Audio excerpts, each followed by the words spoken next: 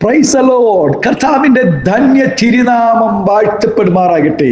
ഞാൻ ക്രിസ്തുവിൽ സ്നേഹിക്കുന്ന എല്ലാ ദൈവമക്കൾക്കും ഒരു പ്രഭാത വന്ദനം കൂടെ അറിയിക്കുന്നു.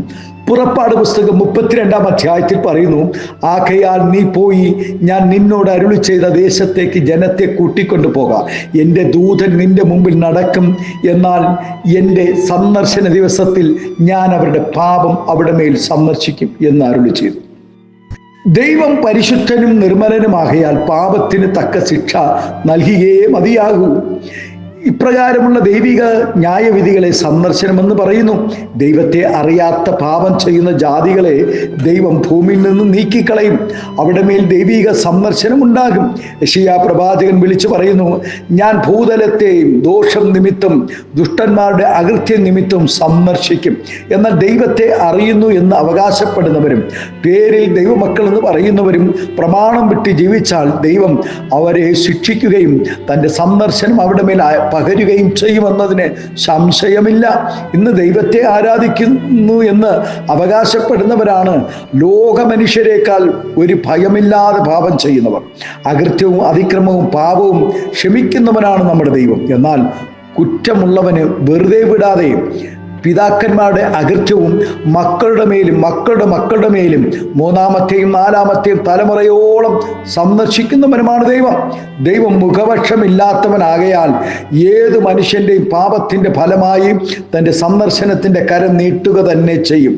ആമേൻ, ഹല്ലേലൂയ. ദൈവത്തെ മാത്രം നോക്കി തന്നിൽ ആശ്രയിച്ച് കാത്തിരിക്കുന്ന തൻ്റെ മക്കളിൽ അവഗണിക്കപ്പെട്ടവരെയും പാർശ്വവൽക്കരിക്കപ്പെട്ടവരെയും അശരണരെയും ദൈവം തേടിച്ചെല്ലുകയും അവരുടെ ദാരിദ്ര്യവും പരിതാപകരമായ അവസ്ഥയിൽ നിന്നും അവരെ ഉദ്ധരിക്കുന്ന ദൈവിക പദ്ധതിക്കും സന്ദർശനമെന്ന് പറയുന്നു. ഒരു വ്യക്തിയെ, ഒരു സമൂഹത്തെയോ ദൈവം അനുഗ്രഹിക്കുന്ന നിലയിൽ എത്തിക്കുന്നതിനു വേണ്ടി ദൈവം അവരെ പരിശോധനയിൽ കൂടെ കടത്തിവിടും. ഇപ്രകാരമുള്ള പരിശോധനകളെയും സന്ദർശനമെന്ന് വേദപുസ്തക ഭാഷയിൽ പറയുന്നു. വാഗ്ദത്തം പ്രാപിച്ച സാറ മറുപടിയില്ലാത്ത അനേക വർഷങ്ങൾ സന്ദർശനത്തിൽ കൂടെ കടന്നുപോയി. എന്നാൽ ജീവിതത്തിൽ എല്ലാ പ്രതീക്ഷകളും അസ്തമിച്ചപ്പോൾ, മാനുഷികമായി ഇനിയൊരു സാധ്യതകളും ഇല്ലാതിരുന്നപ്പോൾ ദൈവം അസാധ്യങ്ങളെ സാധ്യമാക്കി കൊടുത്തു.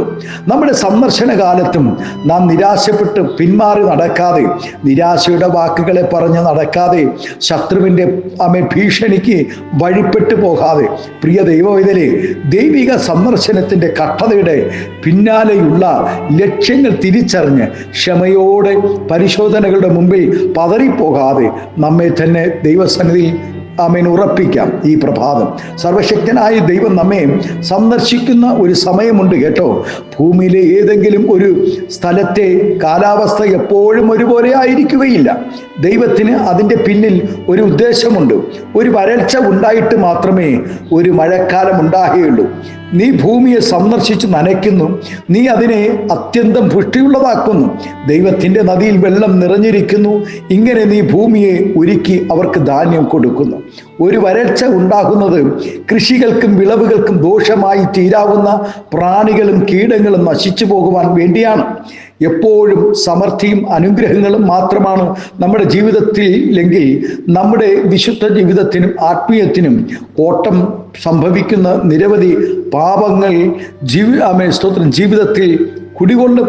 ആകയാൽ ദൈവിക സന്ദർശനത്തിന് ശേഷം നിശ്ചയമായും ഒരു നന്മയും ഉണ്ട് നമുക്ക്. ദൈവം സന്ദർശിക്കുമ്പോൾ ദൈവമക്കൾക്ക് നിശ്ചയമായും ഒരു നന്മ ഒരുക്കി വെച്ചിട്ടുണ്ട്. ആമേൻ. അതിലുപരിയായും ദൈവത്തെ മറന്നു ജീവിക്കുന്ന, ദൈവത്തെയും മനുഷ്യനെയും കബളിപ്പിക്കുന്ന ഓരോരുത്തർക്കും തക്കതായ ശിക്ഷ ദൈവം നൽകും എന്നതിന് സംശയം വേണ്ട. ആമേൻ, ഹല്ലേലൂയ. പ്രിയ ദൈവവേദനേ, ആ നാളിൽ പ്രാർത്ഥന ആര് പ്രാർത്ഥിച്ചാലും ദൈവം പ്രാർത്ഥന കേൾക്കയില്ല. ലോകമോഹങ്ങളിലും പാപത്തിൻ്റെ പുറകെയും ഓടുന്ന നിനക്ക് ഒരു ദൈവിക സന്ദർശനമുണ്ട്. അന്ന് നിലവിളിയും ദുഃഖവും നിലവിളിയും നിരാശയും ജീവിതത്തിൽ കടന്നു വരുന്നതിന് മുമ്പ് ഇന്ന് പകൽക്കാലത്തിൽ ദൈവിക സന്ദർശനം തിരിച്ചറിഞ്ഞുകൊണ്ട് ഹല്ലേലൂയ ദൈവസന്നിധിയിൽ ഒന്ന് താണു ഇരിക്കാമോ? ദൈവത്തെ ഒന്ന് ഭയപ്പെട്ട് ആരാധിച്ച് സന്തോഷിച്ച് ഉപവസിച്ച് പ്രാർത്ഥിച്ചു ദൈവിക വാഗ്ദത്തങ്ങളെ പ്രാപിപ്പാൻ ഇന്ന് പ്രഭാതം ഒന്ന് ഏൽപ്പിച്ചു കൊടുക്കാമോ? നമ്മുടെ കണ്ണുകളെ ദിവസം അടയ്ക്കാം. നമുക്ക് പ്രാർത്ഥിക്കാം. സ്വർഗീയ ദൈവമേ, സ്നേഹവാനായ ഞങ്ങളുടെ നല്ല കർത്താവേ, അനുഗ്രഹം പ്രശാന്തമായ നല്ല പ്രഭാതത്തിനായി സ്തോത്രം ചെയ്യുന്നു. നാഥാ, ഞങ്ങളുടെ ദൈവിക സന്ദർശന നാളിൽ ഞങ്ങൾ ഭയപ്പെട്ടു പോകാതെ, ഞങ്ങൾ പതറിപ്പോകാതെ, ഞങ്ങൾ കൈവിട്ടു പോകാതെ കർത്താവേ സ്തോത്രം, നിത്യതയോളം ഞങ്ങളെ എത്തിക്കുന്ന ദൈവിക ആ സന്ദർശനത്തിന് ഞങ്ങളെ തന്നെ ആമേൻ ഈ പ്രഭാതം പൂർണ്ണമായി മേൽപ്പിക്കുന്നു. ഈ ശബ്ദം ശ്രവിക്കുന്ന എല്ലാ ദൈവദാസന്മാരെ എല്ലാവരെയും ദൈവകരങ്ങൾ സമർപ്പിച്ച് പ്രാർത്ഥിക്കുന്നു. കർത്താവ്, ഒരു നന്മയുണ്ടാകേണ്ടതിനായി കർത്താവേ സ്തോത്രം, ഹല്ലേലൂയ. ആ ദൈവിക നദിയിൽ നിന്നും പുറപ്പെടുന്ന ആമേൻ നന്മ ആമേൻ ഈ നാളുകളിൽ ഞങ്ങൾ പ്രാപിച്ച് സമാധാനത്തോടെ, സന്തോഷത്തോടെ, ദൈവഭയത്തോടുകൂടെ ഞങ്ങൾ ദൈവസന്നിധിയിൽ ആരാധിപ്പാൻ, വിശ്വസ്തയോടുകൂടെ നിലനിൽപ്പാൻ പരിശുദ്ധാത്മാവേ അങ്ങ് ഒരുക്കുമാറാകണമെന്ന് പ്രാർത്ഥിക്കും.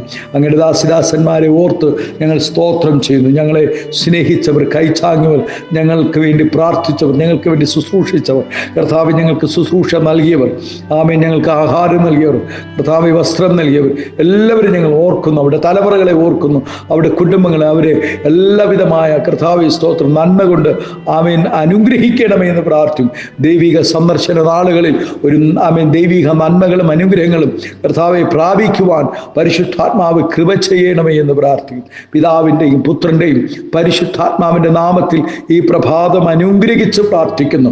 ആത്മീയ ഭൗതിക നന്മകൾ നൽകി മാനിക്കണം, ആദരിക്കണം, അനുഗ്രഹിക്കണം. ദൈവിക സന്ദർശനം വരെയും ഞങ്ങളെ സൂക്ഷിക്കണം, പരിപാലിക്കണം, മഹത്വമെടുക്കണം.